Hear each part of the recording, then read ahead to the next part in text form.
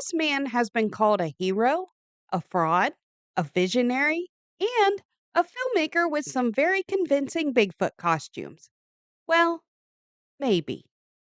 Today, we're diving into the strange and controversial history of Todd Standing, a man who says he's seen Bigfoot, filmed Bigfoot, and even tried to sue the Canadian government over Bigfoot.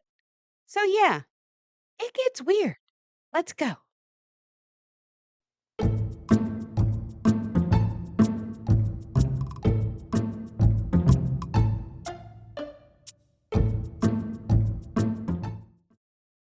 This email comes from Rich, and he writes, "Hi, historical Sasquatch lady.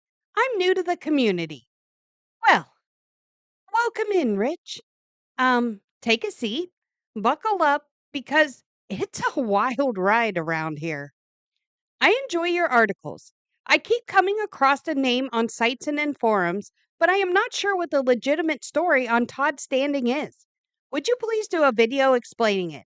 I see lots of love hate, but no real details. You must be on forums, Rich, and I wish you the best on those. I really do. And come to think of it, we need a community welcoming committee. We'll give you a gift basket of goodies like Slim Jims or whatever Bigfoot is hawking these days, along with a booklet that has the basics. And Todd Standing would definitely be in it. He's a polarizing man who seems to get everybody's blood pressure up. So let's get into it.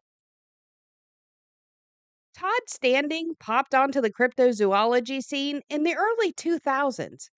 He wasn't just claiming that Bigfoot was real, he claimed he had video evidence and had discovered a hidden valley, a sort of pristine ecosystem where a population of Sasquatch were living in secret. And he called this place Sylvanic. Now, since then, the name Sylvanic has become synonymous with mystery. Standing claimed that both he and his team had not only encountered Bigfoot, but filmed them to prove their existence once and for all. He released a series of dramatic videos, often with narration, sometimes with the usual shaky footage, but most famously, the faces close up. You know the ones. These were crystal clear clips showing Bigfoot faces in full daylight. They were peeking from behind trees, some blinking, some breathing, but all seemed to be staring straight into the camera. In fact, they were unbelievably clear. The footage looked, well, too good. And here's the catch: they didn't move much, like at all. And that raised some red flags. Many in the Bigfoot community and people outside of it accused him of using prosthetics and animatronics. They compared the heads to Halloween store masks or Planet of the Apes cosplay. They said things like there was no depth to the musculature and it didn't move like a living biological being would. Others, however, defended him, saying that finally someone had footage that wasn't just a blurry dot running through the trees. Todd Standing's work absolutely split the Bigfoot community. He was either a revolutionary or a con artist. Todd managed to get the attention of renowned researchers like Dr. Jeff Meldrum, an anatomy and anthropology professor, as well as the late Dr. John Bindernagel, a respected wildlife biologist. Now, Dr. Meldrum had said, "I don't endorse the authenticity of this evidence, but I've encouraged investigation because dismissing it outright wouldn't help the field." And while that wasn't, say, the majority view, it was definitely something to consider.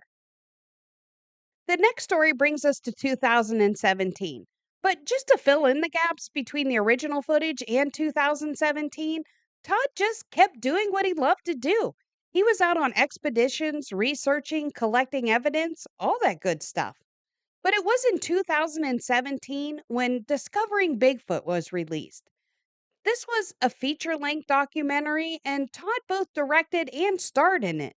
The film follows his alleged encounters and evidence collection, all relating to Sasquatch in the wilderness of British Columbia and Alberta, Canada. It gained, oh gosh, absolute international attention for him as it was streaming on Netflix. This reignited the whole firestorm that surrounded the original footage and, of course, the controversies that followed. Dr. Jeff Meldrum and Dr. John Bindernagel both appeared in this documentary.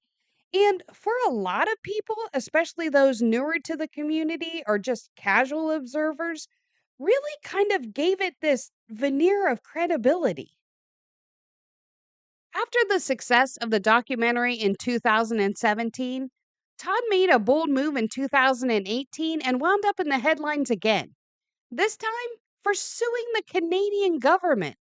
His claim was that the government was deliberately ignoring the scientific evidence of Bigfoot's existence. And you know what? He had the proof. Now, spoiler alert, the case was dismissed. The court said there wasn't enough scientific data to warrant legal action. Now, to many, this was just seen as another publicity stunt by Todd. But to others, it was a desperate plea to be taken seriously. Not only take Todd seriously, but the whole subject of Bigfoot. Now, more recently, Todd was featured alongside Les Stroud in the Survivor Man Bigfoot series. Side note, I like Les a lot. I thought the other guy who did the shows was kind of a Timu version of Les, but that's just my opinion. Back to the story. And to me, his showing up in that episode really gave a fascinating insight into Todd and his seriousness in the belief and what he was doing. So the question remains, is Todd Standing a hoaxer? Some people absolutely think so.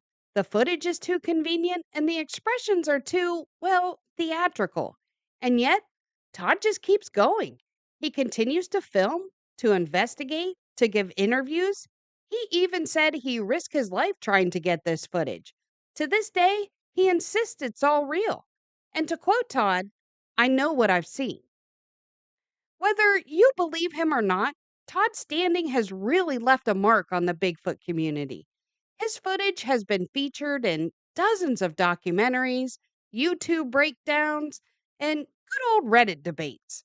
He's inspired imitators, enraged skeptics, and fired up believers.